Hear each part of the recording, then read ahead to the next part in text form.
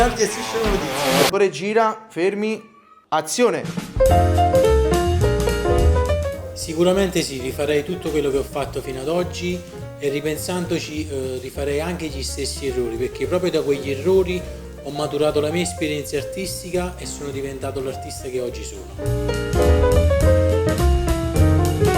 Allora, come mi vedo io tra 10 anni, non ho questa bravura, ci vorrebbe, come si può dire, la palla di vetro. Se proprio la devo dire tutta, io tra 10 anni mi vorrei rivedere qua di nuovo in questo studio per una nuova intervista e magari per raccontare un mio traguardo importante.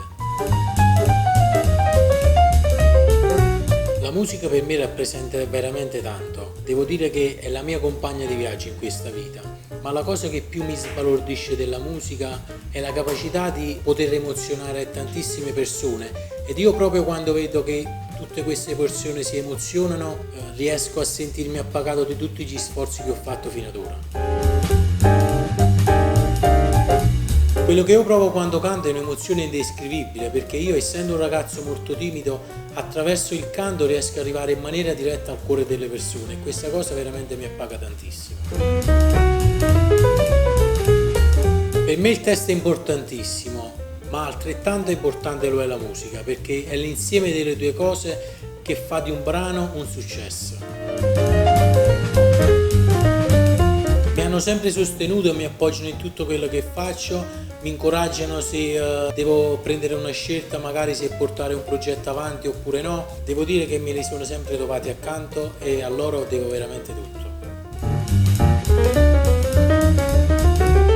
A volte l'emozione gioca brutti scherzi, purtroppo mi capita spesso di poter sbagliare il nome del festeggiato, della festeggiata, piuttosto che qualche parola del testo di qualche canzone. Per me cantare davanti a un pubblico è sempre emozionante, è come se fosse sempre la prima volta. Emozionante perché con essa riesco a trasmettere tantissime emozioni, significativa perché chi ha modo di rivedersi nei miei testi sicuramente non dimentica facilmente la mia musica, è romantica perché mi piace raccontare l'amore in tutte le sue sfaccettature.